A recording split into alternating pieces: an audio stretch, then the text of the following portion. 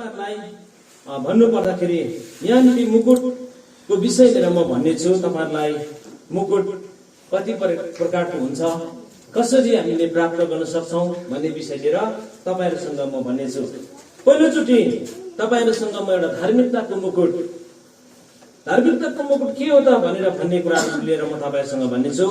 यहाँनिर धार्मिकताको मुकुटको विषयमा भन्न पर्दाखेरि हामीले दोस्रो तिमोथी 4 को हामीले हेर्दै गयौं भनेदेखिलाई त्यहाँ पावलको जीवन पहिला कस्तो थियो, के थियो भन्ने कुराहरु त मलाई थाहा छ। यस विषयमा म भनिरहने छैन।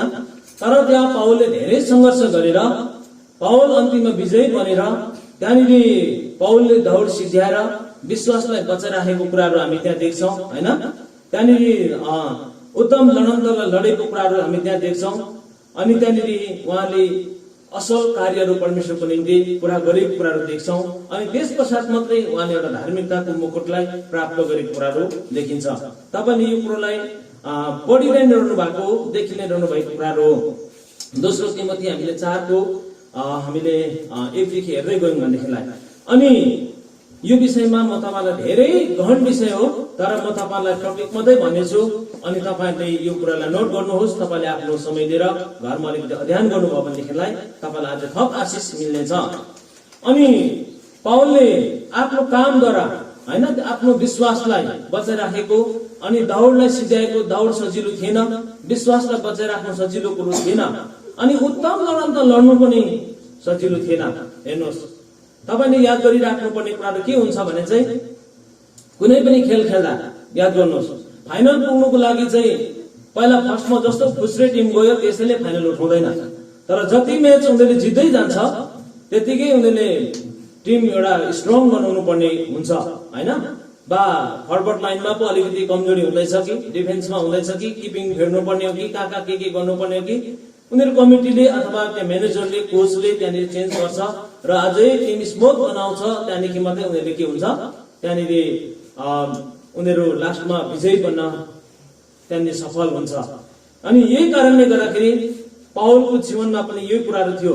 अनि पावलले यो कुरो मात्रै भनेन, अब मैले प्रभुबाट पाउनु पर्ने मुकुट चाहिँ मैले अब पाउँदैछु, अब तिमीले पाउँदैनौ भनेको छैन। तर अन्तिमसम्म नै लडन त लड्नु पर्ने कुराहरू छ, विश्वासलाई बचाइराख्नु पर्ने कुराहरू छ।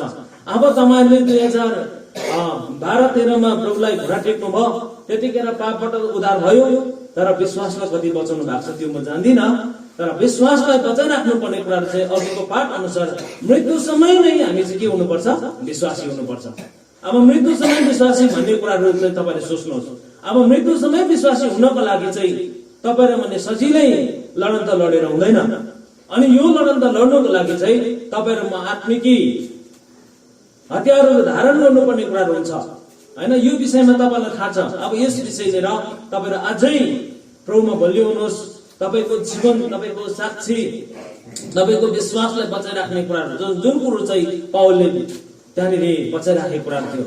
अनि उत्तम लडन त तपाईँ र म दौडमा उत्रेका छौं। हामीले लडन त लडेर हामी विजयी हुनुपर्छ।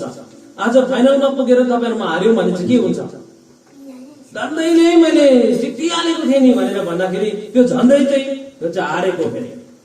त्यो चाहिँ हामीले जित्यौं भन्ने चाहिँ त्यो स्योर हो। तर झन्डैले जितेको भने चाहिँ झन्डै चाहिँ त्यो चाहिँ हारेको, त्यो चाहिँ गयो।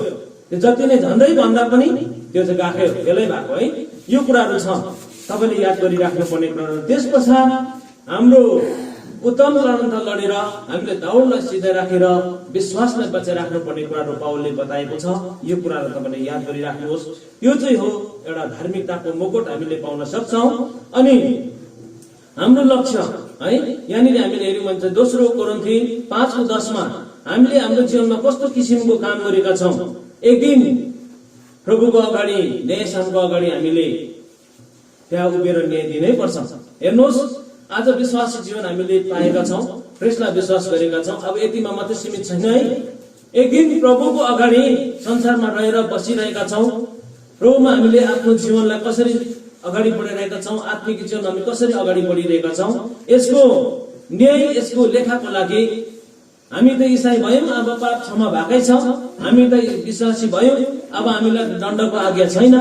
अब विश्वासी भयौं, अब ढुकाइ मण्डली छँदैछ। त्यतिमा मात्र सीमित छैन प्रिय। तपाईँ र मैले संसारमा विश्वास गरेर कस्तो विश्वासमा अडेका छौं, एक दिन 2 कोरिन्थी 5:10 ले चाहिँ त्यो चाहिँ पढिदिनुहोस् त।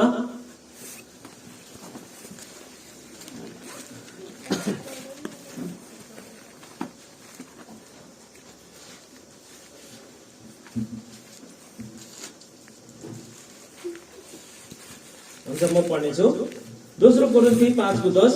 किनभने हरेकले चाहे असल चाहे खराब जे जस्तो शरीरमा भोगेको छ त्यस अनुसारको फल पाउनलाई हामी सबैजना ख्रीष्टको न्याय आसनको सामने प्रत्यक्ष गरी प्रकट हुनै पर्ने छ लेखेको छ। हेर्नुहोस् है, एक दिन तपाईँ र म सबैजना चाहिँ ख्रीष्टको अगाडि कसरी हामीले विश्वासलाई बचाएका छौं, हैन?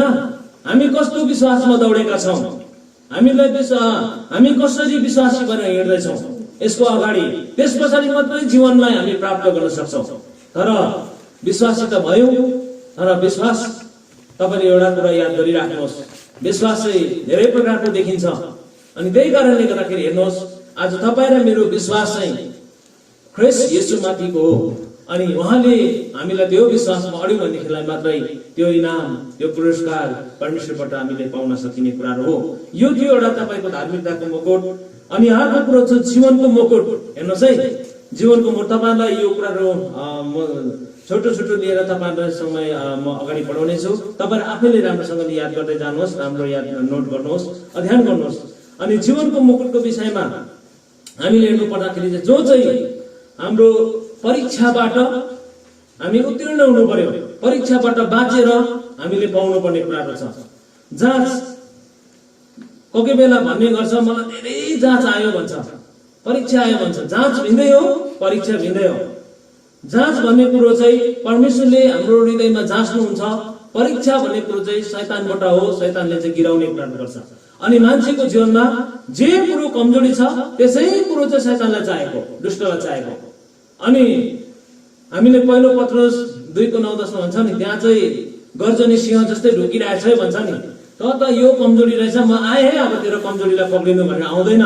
तर सानोभन्दा सानो पोइन्ट उनलाई चाहिन्छ, जुन कुरो चाहिँ तपाईँ र मेरो व्यवहारबाट हटेको छैन, शैतानले त्यसै कुरोबाट हामीलाई चुकाउँछ, त्यही कुरोबाट गिराउँछ। यो कुरोमा तपाईँ होशियार हुनुहोस् है।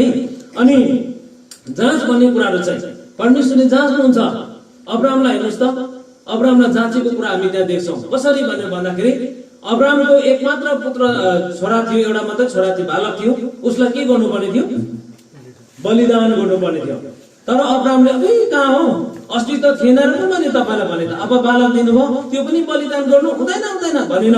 तर अब्राहम के भए? परमेश्वरले उहाँको हृदयलाई मात्रै जाँचेको थियो, तर अब्राहम तयारी भयो। अनि त्यस पश्चात अब्राहमले आफ्नो एकमात्र पुत्रलाई पनि बलि दिनको लागि तयार हुँदाखेरि अब्राहम त्यहाँ सफल भएको छ। अनि अब्राहमलाई हामी विश्वासको पिता भनेर पनि चिन्न सक्छौं। अनि अब्राहमबाट असंख्य जातिहरू पनि फैलिएर गए, अनि जुन जातिबाट तपाईँ र मैले जीवन पनि पाएका छौं। अनि त्यसै कारणले भन्छ अब्राहम, इसाक र याकुबका परमेश्वर भन्छ नि, परमेश्वरले आशिष दिनुभएको कुराहरू है, यो कुरा याद गर्नुपर्ने कुराहरू छ। अब याकुब 1:12 पढिदिनुहोस् त तपाईले।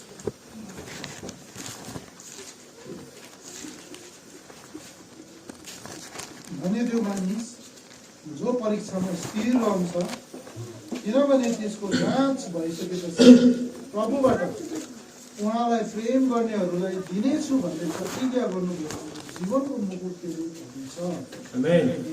है, सरले कति राम्रो असल प्रकारले वचन पाठ गरिदिनु भयो।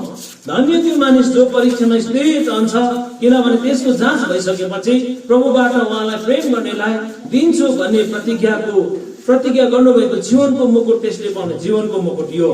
हेर्नुहोस्, तपाईँ र म चाहिँ परीक्षाबाट बाँचेर पाइने कुरो चाहिँ हो जीवनको मुकुट, हैन? त्यो कुराहरू तपाईँ र मैले याद गरिराख्नुहोस् है, तपाईँ मैले पाइने कुराहरू। अब घरिघरि हामी फेल खान्छौँ भने चाहिँ तपाईँ र मेरो लागि फेरि पनि दोस्रो जीवन छैन, त्यो कुरो याद गर्नुहोस्। घरि सुत्दै घरि उठ्दै आत्मामा, यसको लागि चाहिँ फेरि पनि दोस्रो जीवन छ भन्ने नसोच्नुहोस्। तर एउटा कुरो चाहिँ याद गर्नुपर्ने कुराहरू हुन्छ, परीक्षामा हामी स्थिर रहनुपर्ने कुराहरू छ। परीक्षा चाहिँ मैले भनिहालेँ तपाईँलाई, होइन? जहाँ चाहिँ परमेश्वरबाट हो, शैतानले चाहिँ तपाईँ र मलाई के आउँछ? परीक्षा ल्याउँछ। अनि यो परीक्षा चाहिँ घरिघरि हामीले दुष्टलाई मौका दिइरहनु हुँदैन भन्ने कुराहरू हो। नभए हामीले यो कुरोलाई याद गरिराख्नु पर्ने कुराहरू छ।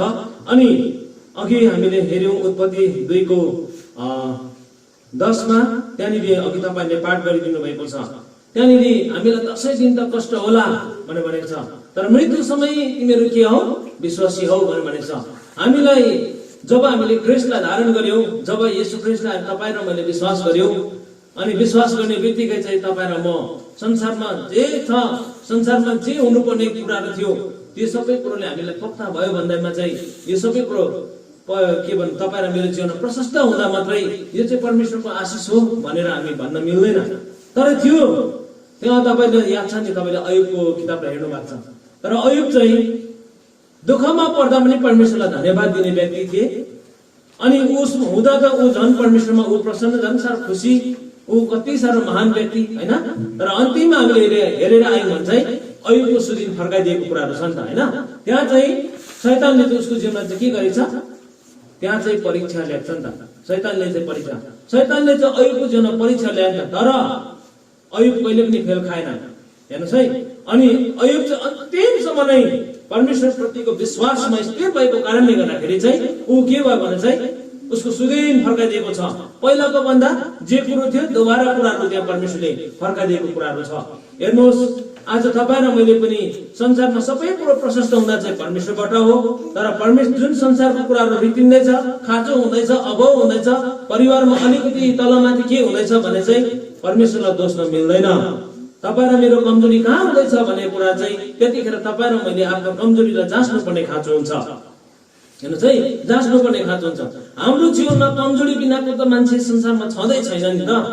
तर यो कमजोरी कुराहरू चाहिँ परमेश्वरमा हामीले दिन प्रतिदिन विश्वासको यात्रामा छँदा नै हामीले आफ्नो कमजोरीपनाहरूलाई चाहिँ हामीले स्वीकार्नु पर्ने हुन्छ।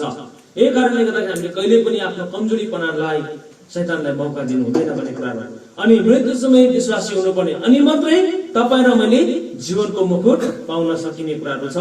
यो कुरो तपाईँले याद गरिराख्नु होस्। अनि अर्को कुरो तपाईँले रोमी 8 को 23 र 33 देखि 35 सम्म पनि त्यहाँ हामी पाउँछौँ है। त्यहाँ चाहिँ परमेश्वरमा चुनिएकाहरूको विरुद्धमा कसले अभियोग लाउन सक्छ र भनेर छ। परमेश्वरले चुनिएको मान्छे कसैले पनि अभियोग लाउन सक्दैन, त्यो परमेश्वरकै हो। परमेश्वरले दिन्छु भन्ने कुराहरू हो, परमेश्वरले दिनुहुन्छ।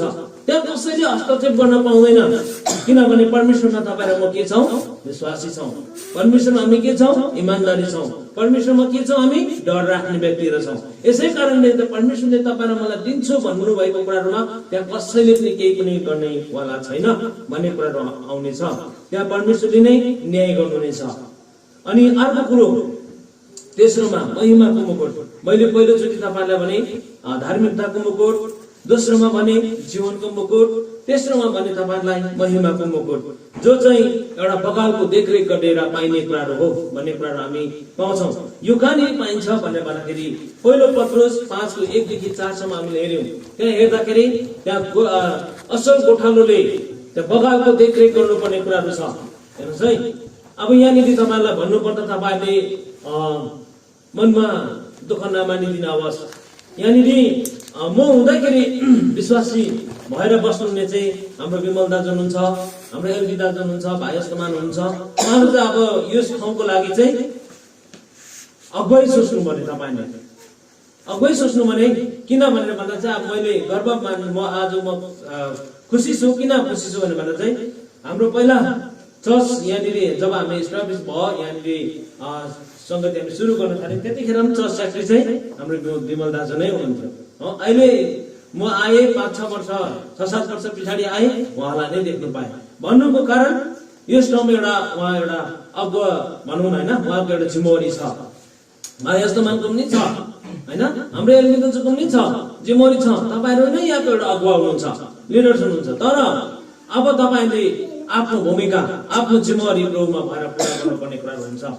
हेर्नुहोस्, परमेश्वरलाई दिनुपर्ने समय चाहिँ परमेश्वरलाई दिनुहोस् है तपाईँहरूले, किनभने परमेश्वरले दिनुभएको आशिषले कहिले पनि लुट्न सक्दैन। तर संसारमा तपाईँले परमेश्वरलाई जब पछाडि राखेर संसारकै कुरोमा भरोसा राखेर अगाडि बढ्नुहुन्छ नि, त्यो कुरो तपाईँहरूबाट खोसिँदा तपाईँहरू के भन्नुहुन्छ त्यतिखेर? धेरै मानिसहरू फेल खाएको छ। संसारलाई पहिलो स्थान, परमेश्वरलाई दोस्रो स्थान। अनि परमेश्वरलाई दोस्रो स्थान दिने मान्छेको नतिजा जीवनमा साह्रो राम्रो भएको छैन। अनि यो कुरो चाहिँ तपाईहरुले राम्रो याद गर्नुपर्छ। परमेश्वरको वचनबाट मण्डलीको अगुवाले शिक्षा दिँदाखेरि कसैलाई पनि छुटाएर बेसी कम्ती बनाएर दिएको छैन, किनभने मण्डली एउटा अगुवाहरूले चाहिँ जहिले पनि मण्डलीलाई असल शिक्षा, असल आत्मिकी खोराकहरू दिने काम, मण्डलीलाई आत्मामा बलियो बनाउने कामहरू चाहिँ मण्डलीको अगुवाले गरिरहेको छ। यस विषयलाई तपाईले अलिकति हेर्नु पर्दाखेरि पाठ पढिदिनुस् न ल।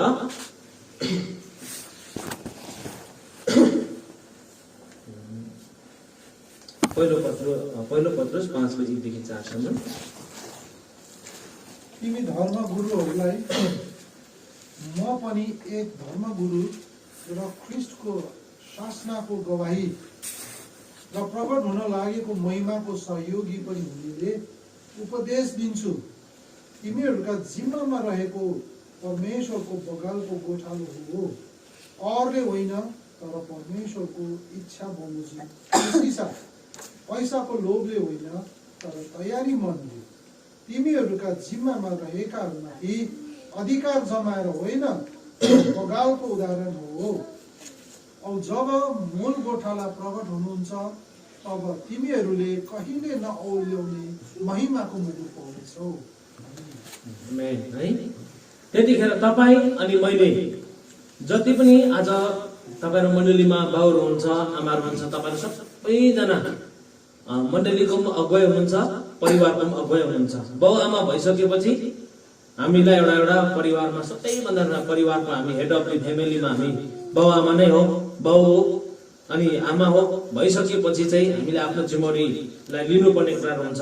तर हामी आफ्नो जिम्मेवारीमा कतिको इमानदारी छौँ, हामी आफ्नो जिम्मेवारीमा कति परमेश्वरमा डर राखेका छौँ, यो कुरो तपाईले सोच्नुपर्ने कुरा रहन्छ।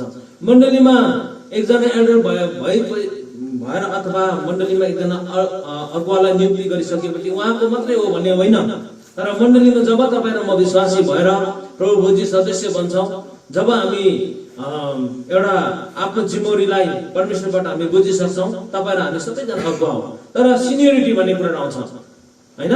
तपाईँले एउटा कुरो अझ याद गर्नुहोस्, जति विश्वासीहरू यहाँ सिनियर हुँदै जान्छ नि, सिनियर विश्वासीहरू धेरै ठाउँ फेल खाँदै जाँदैछ, धेरै ठाउँ फेल खाँदै जाँदैछ। एउटा तपाईँलाई म मजाको एउटा उखान भन्नेछु। एक दिन एउटा मान्छेको खेतबारीमा काम गर्नुपर्ने हुन्छ, हेर्नुहोस् है, खेतबारीमा काम गर्नुपर्ने हुन्छ।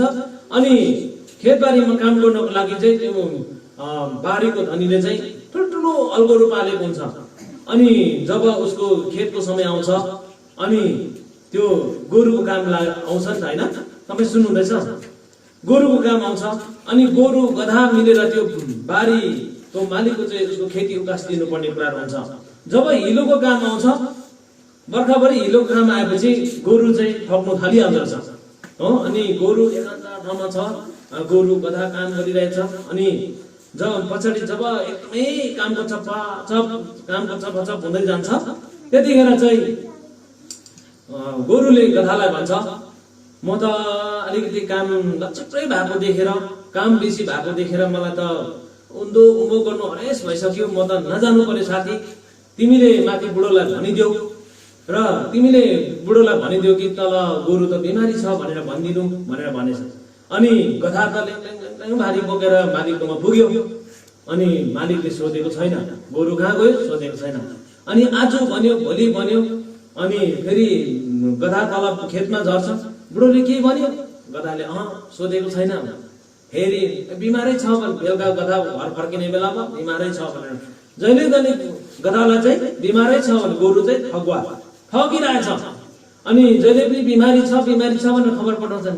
एक दिन गधालाई भित्र रिस उठ्छ, अन्तिममा चाहिँ अन्त आएर फेरि काम गरिसकेर गधा खेतबारीमा निस्किँदै गर्दाखेरि, हौ साथी बुढोले के खबर पठायो भनेर, खबर त पठाएन तर मैले एउटा खबर चाहिँ सुने, एउटा कुरा चाहिँ सुने। के सुन्यो भने चाहिँ गोशालासँग कुरा चाहिँ गर्दै थियो भने। अनि गोशालाले चाहिँ के गर्ने काम गर्छ भने चाहिँ मास्ने काम गर्छ, याद गर्नुहोस्। तर गोठालाले चाहिँ सङ्घाल्ने काम गर्छ, जहिले पनि देखरेख गर्ने काम गर्छ। अनि तपाईँ र म पनि आत्मिकी क्षेत्रमा यदि हामी ठगिन्छौँ, यदि तपाईँ र म हामी परमेश्वरको कामको निम्ति हामी ठगिन्छौँ, हामी अल्छी हुन्छौँ भने चाहिँ तपाईँ र म चाहिँ गोशालाकै हातमा, गोठालाको हातमा छैनौँ। अनि असल गोठालाको काम गर्नको लागि चाहिँ तपाईँ र म कहिले पनि अल्छी हुनु हुँदैन, किनभने त्यो त सही गोठाला थियो नि त होइन। सही गोठाला भएको कारणले गर्दाखेरि त उसले आफ्नो वस्तुभाउलाई ठिक समयमा देखरेख गरेको थियो। त्यसै कारणले गर्दाखेरि आज हामी मण्डलीमा कहिले पनि मण्डलीमा परमेश्वरले तपाईँ र मलाई आफ्नो आफ्नो ठाउँमा राख्नु भएको छ। आफ्नो आफ्नो जिम्मेवारी चाहिँ परमेश्वरमा पुरा गर्नको लागि चाहिँ कहिले पनि अल्छी हुनु हुँदैन। हामी परमेश्वरमा पौराखिलो हुनुपर्छ। जति पौराखिलो हुन्छौँ त्यति नै तपाईँ र मेरो लागि बेहिसाब आशिष कुराहरू हामीले पाउने कुराहरू छ। अनि अर्को कुरो चाहिँ हामीले पाउने कुराहरू चाहिँ यूहन्नाको सुसमाचार 21 को हामीले 15 देखि 17 सम्म हेर्यौं भनेदेखिलाई त्यहाँनिर भनेको छ मेरो पाठाहरू चढाऊ भनेर भनेको छ पहिलोचोटि। अनि दोस्रोमा छ मेरो भेडाहरूको हेरचाह गर भनेर भनेको छ। अनि मेरो भेडाहरू चराऊ भनेर भनेको छ। हेर्नुहोस्, अब तपाईँ र मलाई ठुलो जिम्मेवारी छ। मण्डलीको हामी सबै सम्पूर्ण प्रभु जिसु सदस्य हामी मण्डलीको अगुवा हौं। के तपाईँ र मैले साँच्चै भेडाहरूको देखरेख गरिरहेका छौँ?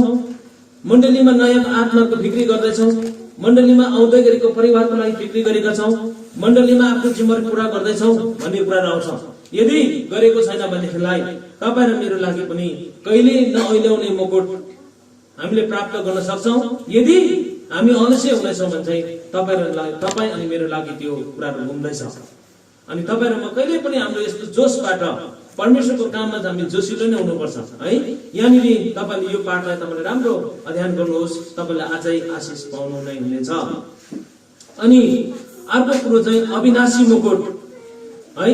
अविनाशी कहिले पनि यहाँनिर नाश नहुने खालको मुकुटको विषयमा तपाईँलाई भनेछु। यो चौथो विषय छ जो चाहिँ हामीले आफ्नो डिसिप्लिनलाई भनौँ है, परमेश्वरमा हामीले आफ्नो साक्षीलाई कायम राखेर पाइने कुराहरू हो हैन। त्यहाँनिर पहिलो कोरिन्थी 9:24-25 मा लेखेको छ खेलमा लिने हरेक मानिसले चाहिँ त्यहाँ पुरस्कारले सम्मानित हुँदैन हैन। त्यहाँनिर खेलमा लिने मानिस, त्यहाँ खेलमा भाग लिने मानिसहरूले पनि त्यहाँ आफ्नो नियमलाई के गर्नुपर्ने हुन्छ, फलो गर्नुपर्ने कुराहरू हुन्छ। मैले अघि तपाईँलाई भने नि, जब उनीहरू विजयी दलबाट होस् चाहे हारेकैबाट होस् हैन, तर असल खेलाडीको लागि चाहिँ एउटा पुरस्कार राखेको हुन्छ नि हैन। त्यो पुरस्कार चाहिँ उसको एकदम उसको च्याम्पियन, उसले राम्रो खेल खेलेकोमा, उसले डिसिप्लिन मेन्टेन गरेकोमा उसले त्यो प्राप्त गरेको कुराहरू हो। यो अलग्गै कुराहरू। आज ख्रिस्टमा पनि तपाईँ र मैले आफ्नो जीवन साक्षीलाई बचाइराख्नु पर्ने कुराहरू आउँछ।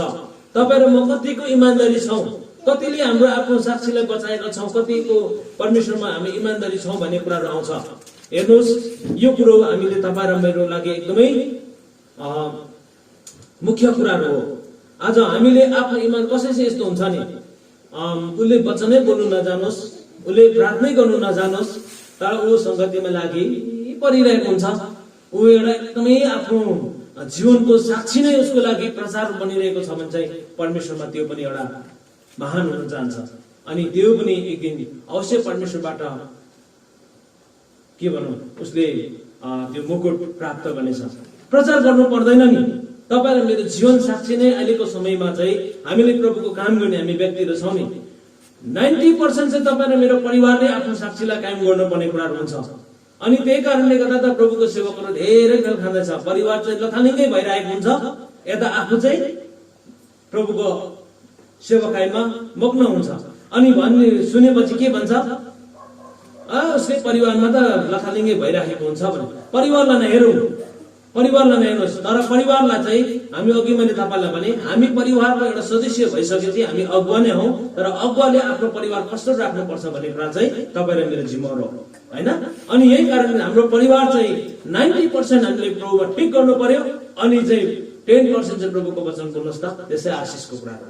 यो कुरा यो चाहिँ तपाईँ र मेरो जीवन साक्षीको कुरा हो, डिसिप्लिन मेन्टेन गर्ने कुराहरू हो भन्ने कुराहरू आउँछ है। यो तपाईँको लागि छ। अनि दोस्रो तिमोथी 2:5 मा भन्छ खेलमा भाग लिने मानिस पनि नियम बमोजिम खेलेन भने चाहिँ त्यसले चाहिँ कुनै पनि पुरस्कार पाउँदैन भनेर भनेको छ।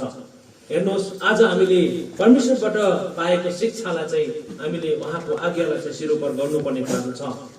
अनि यो कुराको लागि चाहिँ अब तपाईँले यति यहाँको मण्डली मलाई एकदमै म यी नै छु, म उता वेस्टबाट आएको जस्तो लागेकै छैन आज चाहिँ, किनभने म तपाईँ नै सँगै छु।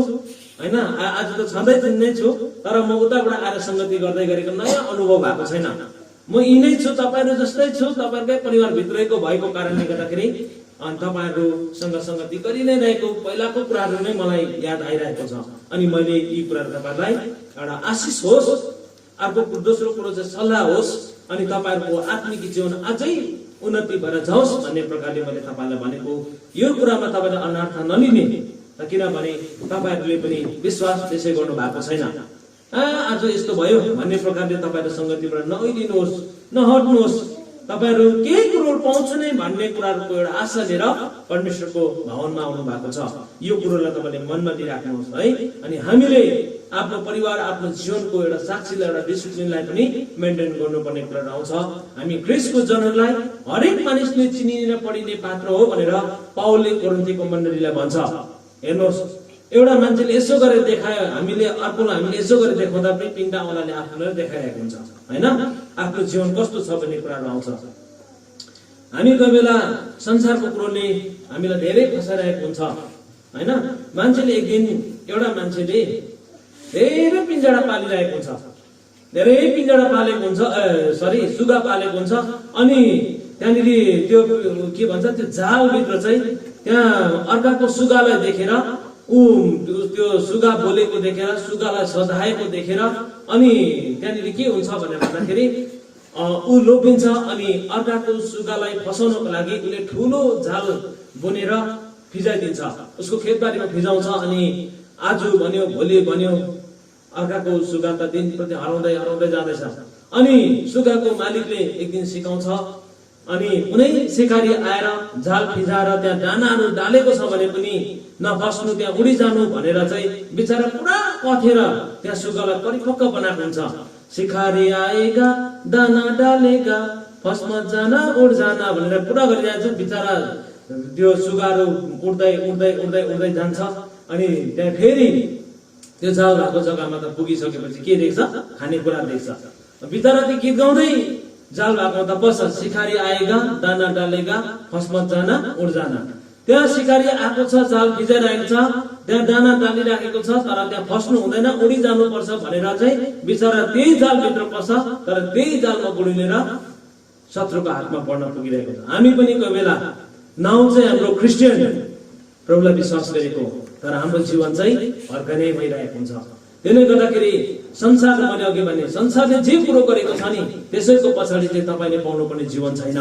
संसारले दिएको कुरो चाहिँ क्षणभरको लागि मात्रै हो, त्यो चाहिँ नाशमान कुराहरू, नाश हुने कुराहरू हो। त्यसको पछि नै लागेर तपाईँले आफ्नो समय चाहिँ नगुमाउनुहोस्, समयलाई बर्बाद नगर्नुहोस्। अनि परमेश्वरलाई दिनुपर्ने समय चाहिँ परमेश्वरलाई दिनुहोस् भन्ने कुराहरू हो। अनि यो कुराहरूमा तपाईँले यति हुनुहुन्छ, तपाईँ यतिले त धुलै उडाउनुहुन्छ बोल्नु, जरुरत पर्दैन साँच्चै नै भनौँ भने चाहिँ।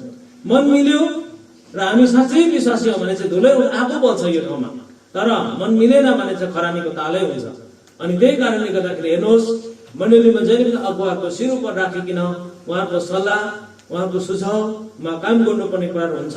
त्यसले गर्दाखेरि जहिले पनि आफूभन्दा ठुलोलाई आदर सम्मान दिने काममा तपाईँहरू अगाडि बढ्नुहोस्, परमेश्वर साक्षी राख्नुहोस्, परमेश्वरको सेवाकाईमा तपाईँहरू कसैलाई हेरेर पछाडि नहट्नुहोस्। किनभने तपाईँले गरेको सेवाकाई चाहिँ पहिलोचोटि चाहिँ तपाईँको लागि हुन्छ, अनि तपाईँबाट मात्रै त्यो चाहिँ परिवारको लागि, समाजको लागि, मण्डलीको लागि हुने कुरा हो।